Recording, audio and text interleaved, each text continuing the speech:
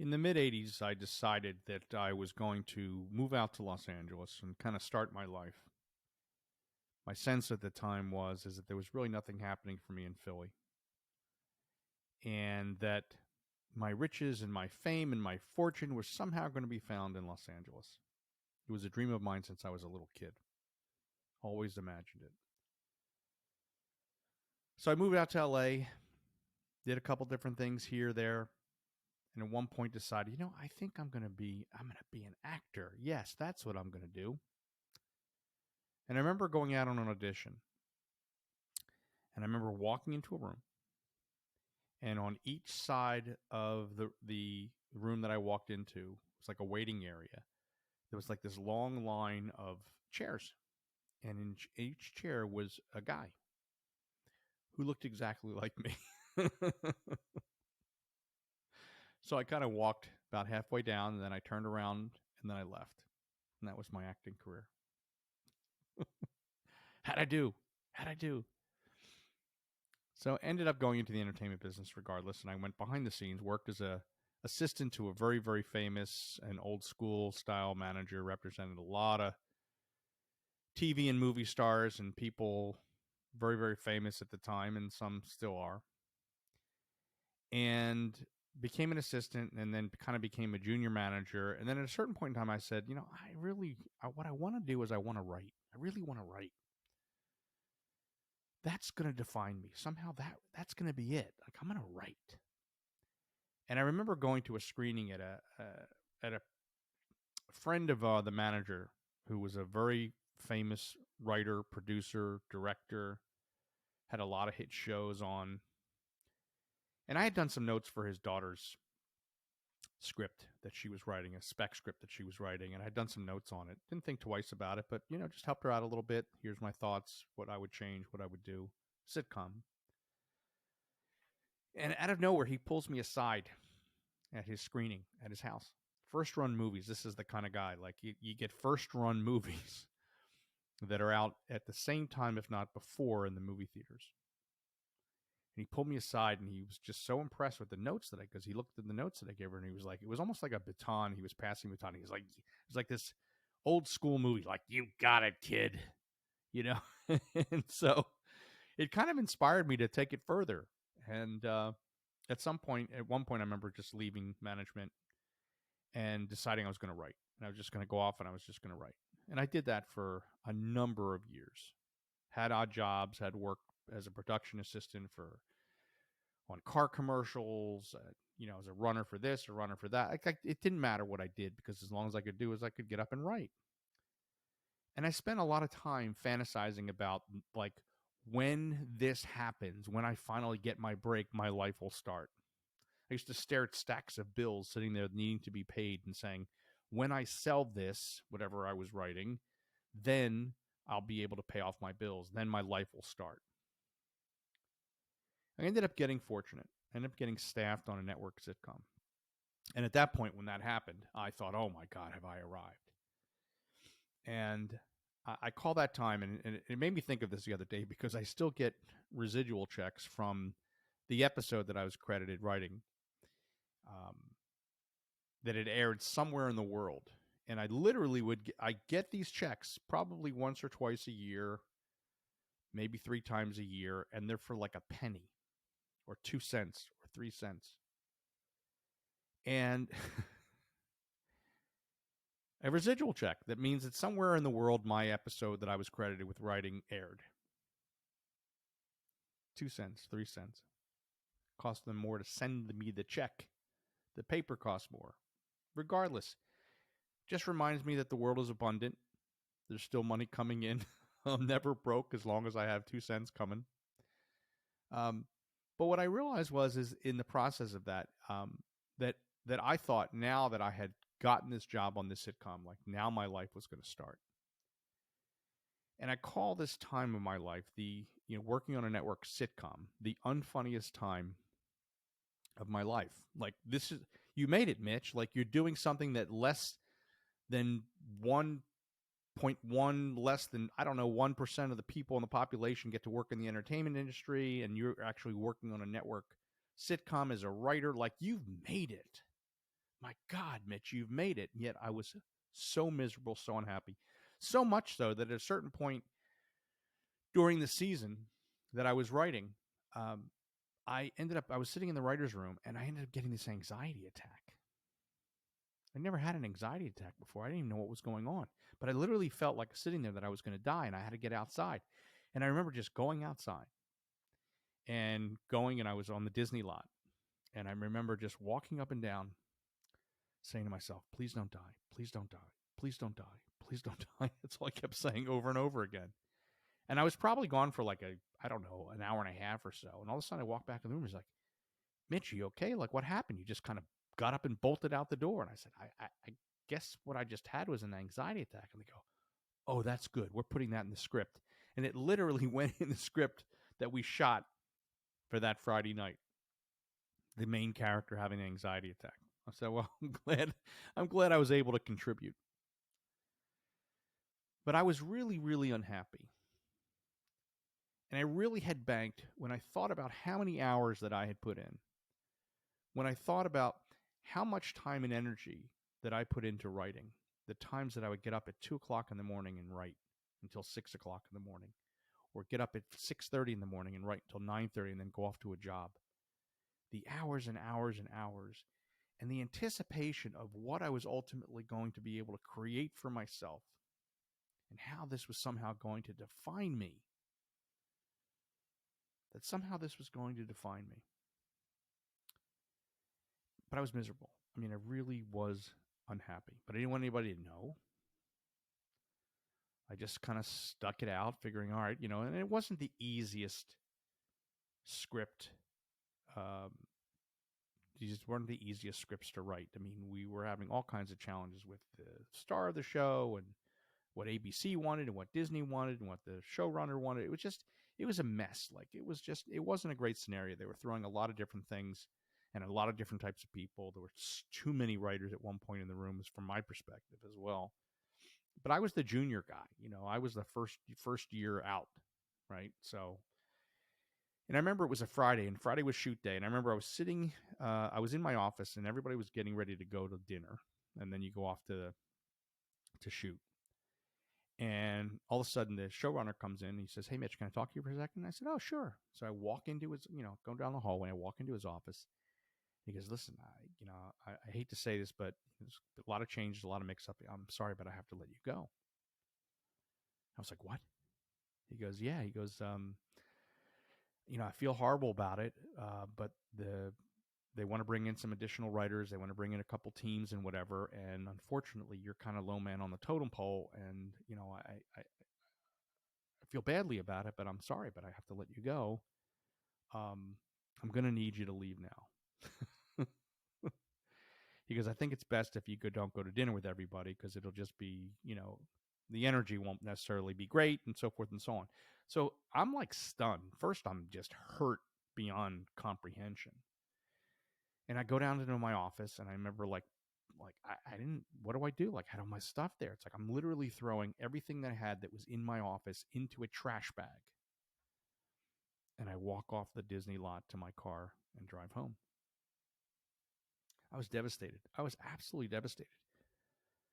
The thing that I had banked on, the thing that I had counted on, the thing that I had decided was going to somehow define me in the world, that I had made it, that I was, that people were talking about me in Philly, where I grew up. My friends were talking about me. They were bragging about it.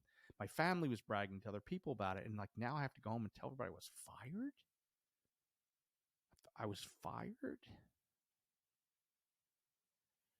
And people called me from the show, other writers. They said, "Oh, don't worry, Mitch, you'll get on another show, blah, blah, blah." It's not, getting fired off a sitcom as a writer is like a badge of honor. I've been fired 6 times, It's all about finding the right mix. But none of that really mattered to me, because I had banked every single thing that I had built up to in that point in time in my life. I had banked it on that this was my arrival time, that this was to signify that I made it, that this was to signify that I was somebody. And it was ripped away. And then all of a sudden, I felt relieved. Like I didn't even really register just how unhappy I was, just how uncomfortable I was, just how miserable I was writing on a sitcom. It wasn't even funny. It was a stretch to find the funny. Now what do I do? And I really look back on that time. I really look back on that time as a point where it started to turn, where I started to wake up. Because I had, we talk about this. This is the whole point of this podcast, is the inside game. I had no inside game. See, who I was going to be determined by what my environment was reflecting back to me, by what my peers were reflecting back to me, what the universe was reflecting back to me about what I was doing in the world. Nothing to do with what I was being. So I had no skills or tools at the time to really support myself in how to be with this uncomfortable feeling, this sense of failure, this revisiting judgment of that I wasn't enough, and the confirmation of getting fired that suddenly maybe I'm just not even talented, that I don't even have the skills to do it. And then my agent tried to get me back on other shows, and it was just a mess. And then, my agent ended up just at a certain point stopped taking my calls. That's how I found out I was no longer represented. I didn't get a Christmas gift when I knew somebody else that was represented by them got a Christmas gift. It was a pair of underwear that said, "We've got you covered," and the agency's logo on it. A pair of underwear. "We've got you covered." And I never got it. Never heard from him ever again. That was it. So now I was like, now really rejected. Okay, so, because I remember years earlier when somebody says, I met somebody I hadn't seen for many, many years. They go, "What do you do?" I go, "I'm a writer." They go, "Oh, well, what would you do if you weren't a writer?" I go, "What are you talking about? What do you mean? What if I wasn't a writer? I'm a writer. What does that mean?" Why? I was so scared because all I saw was a brick wall when they said that. I banked everything on it. And then I get fired. And then I find out I'm no longer represented by the agency because the agent just stopped taking my calls. That was it. No, like, "Hey, sorry, we're not going to represent you anymore. Tried, couldn't get you on." No, just nothing. Just like, we'll just not take his calls anymore. So I was just really in the gutter. Really in the gutter. And I think that was a kind of a initial turning point for me to start to realize that who I am is not necessarily what I do, or at least that it can be.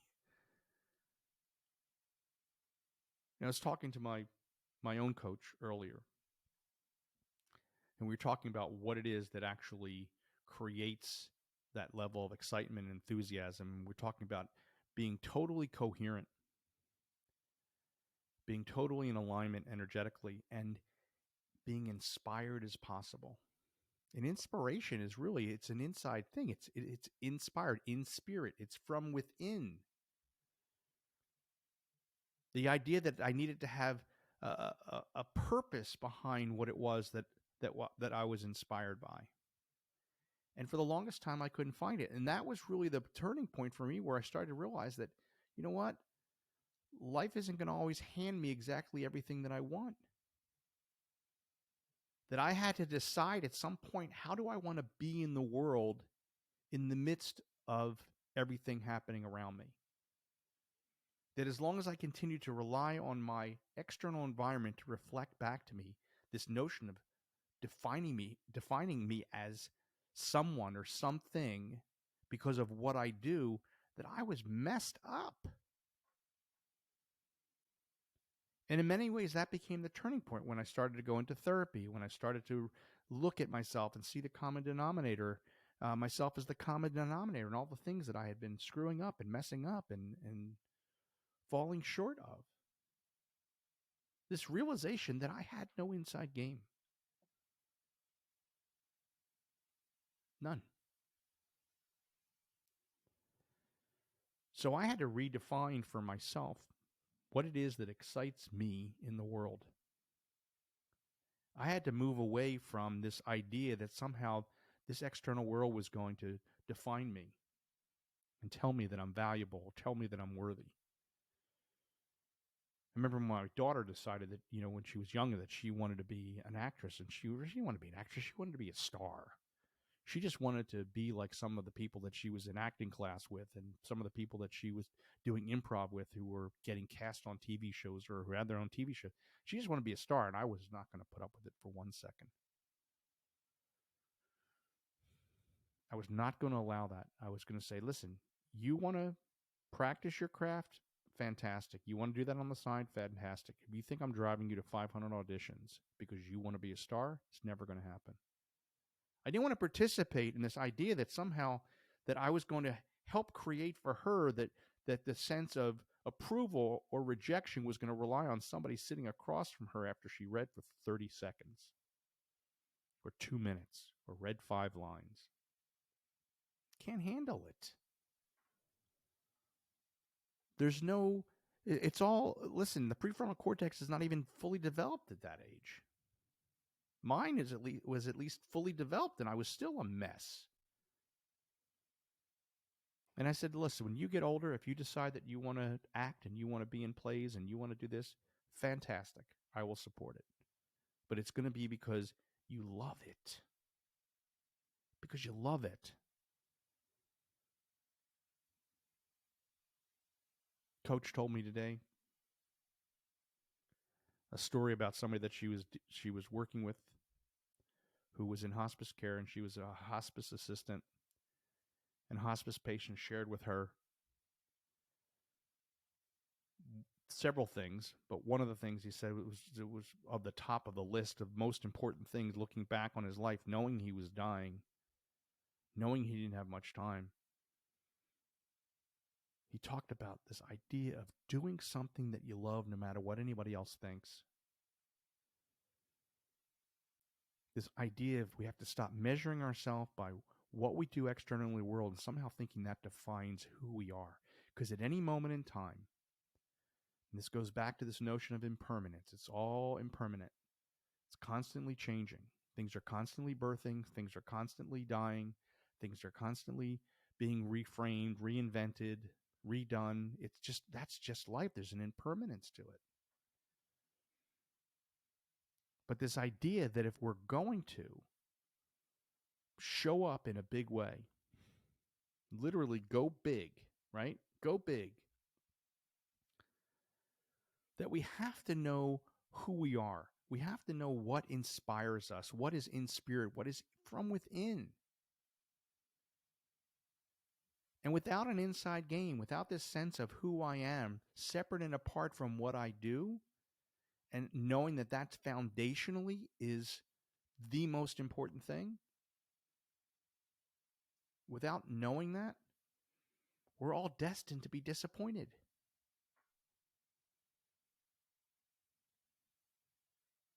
We have to focus on really knowing who we are, knowing what our heart is really trying to tell us.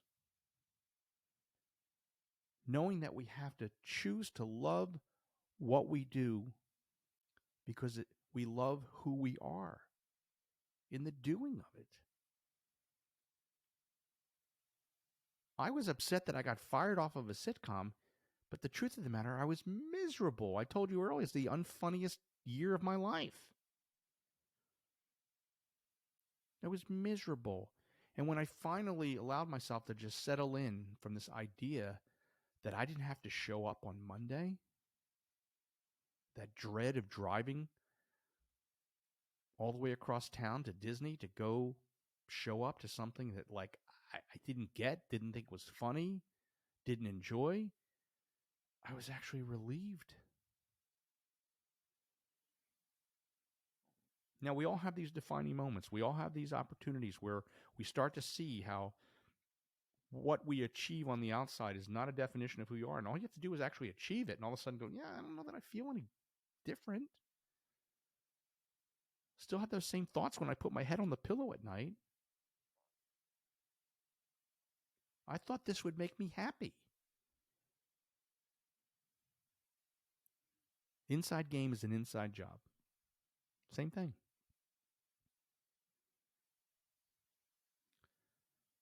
So I share this story with you, and this story happened obviously several years ago, but it's still in the telling of the tale, it still fires me up. It still reminds me of just where I was at that time. But when I separate out and I kind of just observe it, I don't even recognize that anymore because that's just not who I am. There are things that I want to achieve in the outside world, and things that I go and do achieve in the outside world. There's things that I just won't say no to. There's boundaries that I have that are set now because I realize that for me, I have to make sure that I'm taking care of myself internally. That I have to create an awareness inside about what it is, not that I do, but who I am. We all have to do that. We all have to create an inside game that makes sense to us. We also have to come up with what I call an inside game plan. That's one of the things that I work with privately with people. And if you're interested in figuring out what your inside game plan is, or you know that you need one, reach out to me. We can talk about that. But that's what we need, because there is an impermanence. Nothing stays the same. And when we decide that getting something, achieving something, the wanting of something is somehow going to validate us, what we're going to find is we're going to come up empty-handed instead of full-hearted by working that inside game. I'm Mitch Newman. We'll see you again next time.